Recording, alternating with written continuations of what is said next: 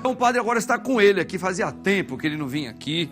Muita gente perguntando dele, nosso grande Gabriel Monteiro, psicólogo. Gabriel, boa tarde. Boa tarde, padre. Boa tarde a todo mundo. Saudade de todo mundo aqui. Que bacana, que bom que você voltou. E para falar mais uma vez sobre a vida do ser humano e esses acontecimentos que pra gente tudo é um nome novo, né? Apesar de entendermos que isso parece que já é bem conhecido no nosso meio. Autoabandono, ô Gabriel. Esse autoabandono, quais são as principais características para a gente falar que uma pessoa está tendo esse problema de autoabandono? Ou podemos dar até um outro nome para isso também? Podemos mudar? Na verdade é autoabandono mesmo, né? O nome que a gente dá. Ele é uma consequência de N fatores, né, padre? Mas assim, o que a gente pode entender, o que é legal... É um tipo de um transtorno? Não. Não é? Não, ele acaba sendo um comportamento que pode gerar alguma coisa pior. Pode gerar, tá, né? Entendi. Então, assim, é legal a gente entender, por exemplo, que abandono a gente vê muito, a gente percebe muito por aí, porque é uma coisa que a gente... Por exemplo, uma coisa terrível, né? Mas um marido que larga a mulher e a filha, o namorado que larga a namorada, esse tipo de coisa, a gente vê muito por aí, né? Infelizmente. E isso é perceptível, a gente percebe muito rápido isso, porque é um entendimento externo. O autoabandono, ele é muito mais difícil de você configurar, de você entender que você está tendo isso. Por quê? Porque ele é interno, e interno demanda uma autopercepção muito grande. Né? É diferente, desculpa só de colocar isso, é diferente da questão de uma mãe, que às vezes ela esquece dela para se dedicar totalmente à família, os filhos e às vezes o matrimônio. É diferente. Isso tem a ver, sim. Tem um pouco a ver também. Tem a ver porque tudo que é exagerado, né, padre, acaba sendo negativo. Então, quando a gente tem, por exemplo, um comportamento de focar só nos outros e não focar em nada nosso, nada da gente, isso vai ter uma consequência negativa emocional, né? Então, por exemplo, pegando já esse exemplo que você deu, padre, quando a pessoa ela não tem... Vou dar o exemplo da mãe que cuida do filho. Então, ela quer ser uma excelente mãe, a mãe perfeita e tal, então ela dá toda a atenção para o filho, de pequeno até grande. Só que esse filho um dia ele vai sair, vai ter a vida dele, da casa da mãe, dos braços da mãe, vai ter a vida dele. E isso tem um outro tipo de questão emocional que chama síndrome do ninho vazio, que é quando a mãe, por exemplo, dá tanta atenção ao filho que quando ele vai embora, ela não sabe mais o que fazer. Ela fica sem um objetivo de vida, sem um entendimento do que ela está fazendo na existência dela. Gabriel, será que esse vídeo vem bem de alcance no que você está explicando pra gente? Olha, eu acho porque tem a ver com as mães. Vamos dar uma olhadinha? Mães, vocês precisam olhar mais para si mesmas. Dá uma olhada aí, o VT. Depois da maternidade, a mulher que antes tinha sua própria rotina precisa lidar com uma série de transformações e desafios. Especialmente nos primeiros anos de vida da criança. Muitas mães podem se sentir sobrecarregadas, com baixa autoestima e ter dificuldade em cuidar de si. A sensação que passa na cabeça delas é que será impossível dar conta de um cotidiano repleto de tarefas e assim as mulheres acabam esquecendo do autocuidado e se privam de algumas coisas. Para que a mulher consiga voltar a se notar, é preciso garantir que ela esteja em um ambiente seguro para falar sobre seus sentimentos, expressar suas opiniões, desejos e vontades que vão além das necessidades do bebê. Algumas dicas, como conversar com o seu parceiro e dividir as tarefas com ele, podem ajudar a amenizar o excesso de coisas a se fazer no dia a dia. Reservar um tempo para cuidar da sua saúde física e mental. A meditação, por exemplo, pode ajudar bastante, pois ajuda contra a ansiedade e melhora o humor. E o principal autocuidado é aprenda a dizer não. Com isso, você acaba priorizando o seu bem-estar. O autocuidado é uma responsabilidade afetiva consigo. Portanto, mãe, você também precisa olhar para si. Afinal, mãe feliz, criança feliz. Cuide-se. Olha aí, Gabriel, aquilo que você estava colocando pra gente, você pode até complementar com esse vídeo, né? As mães são um dos exemplos de autoabandono que tem que tomar muito cuidado, né? Tem que tomar muito cuidado porque, assim, quando ela entra nesse processo de dar só atenção para outra pessoa, para o filho, enfim, ela acaba largando todo o entendimento de ela pertence, ela está, a existência dela faz sentido aqui na Terra. Então, quando ela dá toda a atenção para alguém, ela perde isso, porque ela não sabe mais o que ela gosta de fazer e tal. Então, isso gera um comportamento até muito agressivo para ela mesma, porque depois que a criança vai embora, essa síndrome do ninho vazio pode causar uma depressão, porque ela não sabe mais o que fazer, né? E a gente tem, por exemplo, culturalmente, né, padre, aquele entendimento de que a mulher é cuidadora, né? E isso é muito comum, esse entendimento cultural. Mas ela pode ser cuidadora, desde que ela cuide primeiro dela, né? O entendimento que ela é a mais importante, a pessoa é a mais importante, porque você só consegue dar para o outro o que você transborda. Então, se a gente não construir isso dentro da gente, como é que a gente vai dar isso, vai dar esse amor para o próximo? Existe até uma palavra que fala assim: eu só posso dar aquilo que eu estou cheio, como diz na palavra de Deus, né? Se eu estou cheio da graça de Deus, então eu vou transmitir o que eu tenho. Então, isso também tem a ver com as mães também. Olha, o assunto está muito gostoso, claro que não fica só nas mães, agora, daqui a pouquinho, o nosso querido Gabriel vai entrar já numa outra classe de pessoas, onde esse autoabandono é terrível e perigoso. Fiquem atentos, nosso querido Gabriel Monteiro voltou com tudo. Gente, nós temos uma pergunta aqui no VT, que o nosso querido Gabriel Monteiro está preparado para responder. Dá uma olhadinha aí, vamos acompanhar. Priorizar sempre o outro pode ser sinal de carência? E aí, meu querido Gabriel?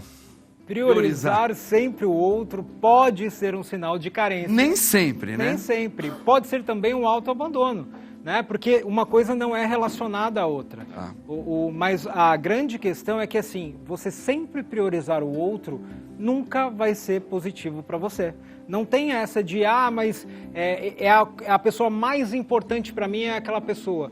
Não, você tem que ser a pessoa mais importante para você e aí depois a outra pessoa. Porque é o que a gente falou, padre.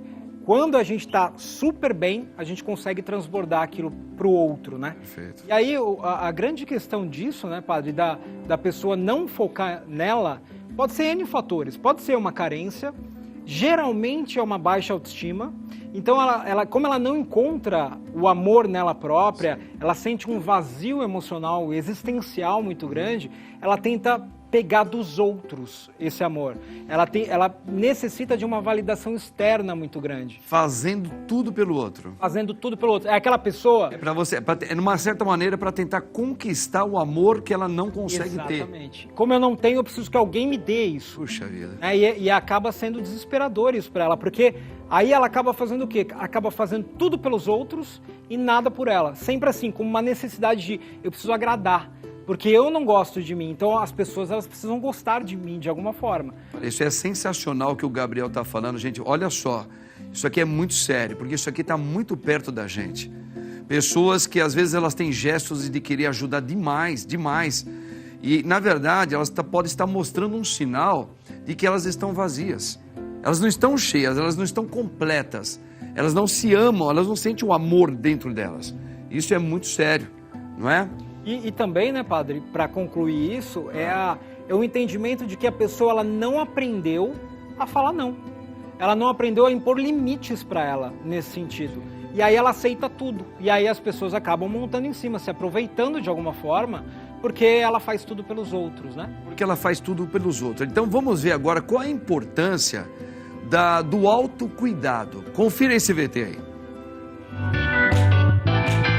Nos dias de hoje, onde nos tornamos mais multitarefados, é comum priorizarmos outras pessoas e outras tarefas ao invés de guardar um tempo para cuidar de nós mesmos. Inclusive, diversas pessoas se sentem culpadas quando tiram um momento para si, quando esse tempo poderia ser usado com algo mais produtivo. Porém, não devemos nos esquecer da importância que é o autocuidado, fazer aquilo que gostamos ou até descansar e relaxar a mente.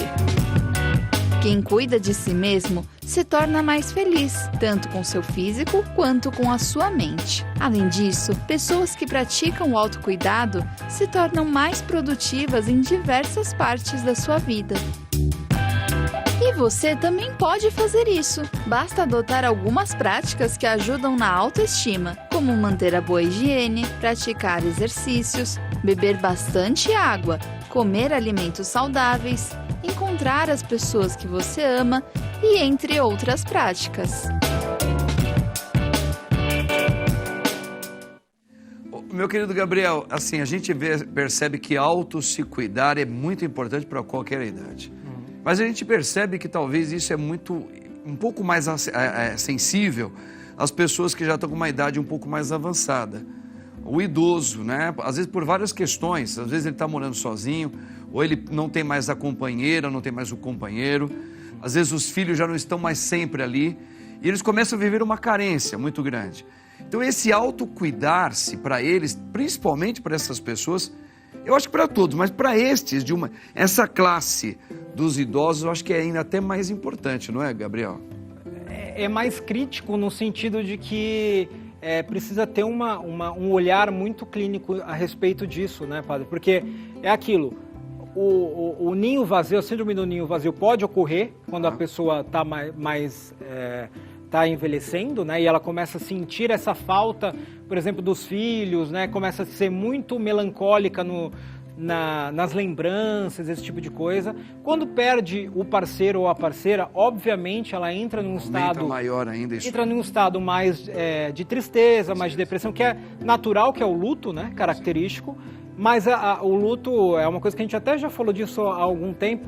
O luto ele tem um prazo de validade que a gente considera saudável, a pessoa vivenciar o luto. Entendi. Depois disso começa a ficar mais complicado, porque o luto ele começa a trazer baixa autoestima, trazer um senso de depressão, quando a pessoa não lida direito com esse luto.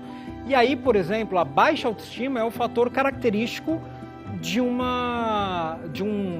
processo de autoabandono, de um processo de autossabotagem, que a gente falou outro dia aqui. Né? Então, esses fatores a gente precisa ficar muito ligado, porque o que o idoso sente, né? A grande característica dele. Sim. Trabalhou a vida inteira, foi útil a vida inteira, fez tudo. E ele começa a ver com os problemas da idade mesmo. Ele não físicos, pode mais fazer o que ele não consegue fazer mais. Não consegue mais. E aí o que acontece é um senso de eu não sou mais útil. Ele mesmo se destrói. Começa o pensamento dele. Estou atrapalhando. Isso é muito comum da gente ouvir, inclusive, né? Estou atrapalhando, não sirvo para nada, meu tempo já passou aqui, esse tipo de coisa, que é uma autocrítica absurda e ela fica muito mais. Essas pessoas ficam muito mais sensíveis a pequenos elogios que antigamente para elas não eram nem importantes. Exatamente. Você elogiar o quê? Alguma coisa que ela fez que quase percebe. Você gostou? Isso. É a necessidade dessa pessoa que está meio que perigando o autoabandono, refletindo aí. Exatamente. Então, como é que a gente lida com isso, né, padre? É a percepção, é trabalhar a percepção de mudança de pensamento, da forma de pensar. Porque imagina só, ela está pensando que ela não é útil, e aí ela começa a se comportar como uma pessoa que não é útil, e isso acaba se transformando numa realidade para ela. Então, a forma que a gente pensa e a forma que a gente se comporta através do pensamento se torna a nossa realidade. Sim. Então, o trabalho inicial é trazer uma autorreflexão, por exemplo, numa terapia de entendimento, para que ela mude esse jogo, saia desse caminho e entre num caminho, novamente, de começar a criar objetivos. Para ela se cuidar. Começar a entender que ela faz parte. Que ela faz parte, que ela é importante. Exatamente, que ela faz sentido. Que ela pode encontrar alguma coisa nova no sentido de se sentir inserida no sistema. Exatamente. Não é? Trazer ela de novo para a sociedade, para o entendimento de que ela tem sentido aqui, né? Ela não está totalmente jogada de lado. Perfeito. Ela tem uma utilidade, ela é útil. Esse entendimento é muito importante. Gente, isso aqui é muito importante que o nosso querido Gabriel está colocando. E parece que até o diretor tem uma pergunta para fazer e a conversa está tão boa. Olha só, vamos ouvir. Gabriel, o autoabandono, eu acho que ele acaba influenciando a família toda, né? Será que chega a um ponto da família também adoecer nesse sentido e também precisar de tratamento? E qual seria a melhor forma da família agir com a pessoa que se sente assim e que a família às vezes acaba percebendo, às vezes até meio tarde, né? Como que eles podem agir e se eles adoecem também?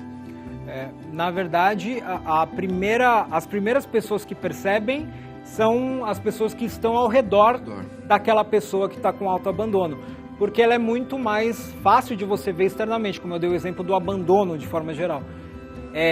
Então, obviamente, quando a pessoa está com um senso de autoabandono tão grande que ela começa a entrar num processo depressivo, né? Ela começa a entrar num processo de autossabotagem, de não se gostar mais, e aí acaba sendo aquela coisa que falaram até da carência, de querer fazer tudo para o outro, chega uma hora que nem isso supra ela mais. Pode até acontecer isso, então. E aí ela começa a cair, ela começa a ficar com uma tristeza profunda e pode gerar uma depressão. E a gente sabe que pessoas que estão em processos depressivos mais pesados, influencia a família inteira sofre junto com isso. Né?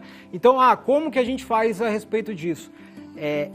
Como qualquer outra questão emocional, a gente precisa fazer com que essa pessoa entenda que ela tem um problema, né? Que ela está com um problema e que ela precisa achar alternativas para isso. Ela está passando por um estágio diferente na vida dela, que ela precisa se perceber assim. Exatamente. E que nós estamos ali para ajudá-la, né? E que vamos juntos recuperar essa autoestima, digamos assim, para que você sobreviva. Seria isso? É isso, porque assim, tem gente tem 3 tipos de comportamentos quando a pessoa tem autoabandono. Primeiro é não fazer nada. Ela simplesmente acha que ela é assim, tá tudo bem e ok. A segunda é a pessoa ir para uma resolução superficial, que é, por exemplo, comprando coisas, comendo coisas exageradamente, fazendo cirurgias plásticas para tentar amenizar aquele vazio interno. Só que a gente sabe que isso dura esse tanto de tempo, porque volta a um padrão normal. E, inclusive, essa superficial por exemplo, a pessoa vai fazer terapia. Ela vai fazer terapia, mas o que às vezes eu pego no consultório e eu tenho que bater de frente com isso? Às vezes a pessoa vai fazer terapia para culpabilizar o outro de tudo. Então ela quer que o outro se resolva porque ela não está conseguindo lidar com aquilo. Entendi. E a parte interna, mesmo a parte que não é superficial, profunda, é quando a pessoa vai para a terapia fazer uma autorreflexão da vida, dos pensamentos, dos comportamentos, para aí sim ela sair desse autoabandono e se achar de novo. Ela está no escuro, entende? Ela não se acha mais. Então, quando a pessoa ela tem uma ajuda do familiar, fala, você precisa ver isso, vamos entender isso melhor e tal. E aí ela busca, com esse intuito de eu preciso me modificar, aí ela tem um resultado significativo. A pessoa idosa, ela precisa começar a fazer esse movimento de se encontrar. Isso é um exercício que precisa de ajuda, talvez, de profissionais como você, que é um psicólogo, até de outras terapias também, para a pessoa, porque às vezes pode ser por motivos de traumas da primeira e segunda infância, né? Pode ser. Essa insegurança, que a pessoa depois cresce, não soube se direcionar e ela começou sempre a se depender do outro, né? Pode ser, geralmente é uma questão ou de trauma, ou de uma vivência muito pesada, não precisa nem ser um trauma propriamente dito, mas uma vivência, uma sequência de anos vivendo de uma forma com muita cobrança, né? Então quem teve uma infância com muita cobrança, pais muito rígidos e tal, geralmente ele tem uma autocrítica muito grande. Entendi. E aí essa autocrítica ela pode gerar um autoabandono, porque como ela se critica em tudo, ela nunca acha que ela está boa em qualquer coisa que ela faz, ela canaliza isso para outras pessoas, né? Esse entendimento. E uma coisa que é hiper interessante, em qualquer relacionamento que tenha autoabandono, que é o que eu também trabalho muito na terapia, é o entendimento de que assim, cara, você não é a tampa da panela de ninguém e você não é a metade da laranja de ninguém. Você precisa ser uma laranja inteira e a panela e a tampa da sua vida. Você tem que ser completo para dar o amor que você tem por você mesmo. E aí o parceiro ou a parceira vai andar junto com você nisso. Os dois vão participar de uma mesma vida, de um mesmo significado de vida, juntos, saudáveis. Agora, quando você é metade de algo e espera uma completude que não é sua, você sempre vai estar com um problema por aí. É aquilo que nós iniciamos e aqui nós encerramos, que é essa questão de eu preciso estar cheio. E para isso eu preciso me eu me procurar, eu encontrar os caminhos de autovalorização para a minha vida. Eu preciso me encher, né? E a gente costuma dizer encher dessa graça de Deus, mas nós estamos falando aqui dentro do outro patamar também. Para que eu possa viver com o outro, ajudar o outro, mas sempre ajudar com aquilo que eu estou cheio, não aquilo que eu estou carente. Senão vira um autoabandono, como nós falamos aqui. Não é isso mesmo, Gabriel? É isso aí. Eu vou passar só uma reflexão para a galera para fazer em casa. Faz uma análise da sua semana ou do seu mês, dos eventos passados, de maio agora. Começa a anotar tudo que você fez. E depois faz uma reflexão de o que foi de tarefa que eu realizei para os outros e o que foi de tarefa que eu realizei para mim. Muito bom. E aí você vai ver, tem muito paciente que se assusta no consultório de ver que ele fez tudo para os outros e o que era para ele, ou ele nem colocou como tarefa, ou ele só começou e nunca terminou. E aí tudo para os outros ele começa, termina, se esforça, mas para ele nunca tá bom, nunca é suficiente. Ele só fez aquilo que ele tem que fazer para sobreviver, tomar remédio. É isso aí. Fiz para mim. E para os outros, eu fiz o que eu pude fazer melhor. Isso é um sinal ruim, hein? Gabriel, você é espetacular. Grande Gabriel, super profissional. Feliz de ter você aqui. Muito bom. E até a próxima, se Deus quiser. Tchau, gente. É isso aí, gente. E hoje, logo mais, eu aguardo você lá na minha paróquia, tá? Pra gente celebrar juntos, 7h30 da noite. Vai lá, redes sociais, Padre Marcos Roberto Pires, você vai me ver lá. Que Deus te abençoe. Ele que é Pai, Filho e Espírito Santo, amém. Tchau, gente. Tamo junto.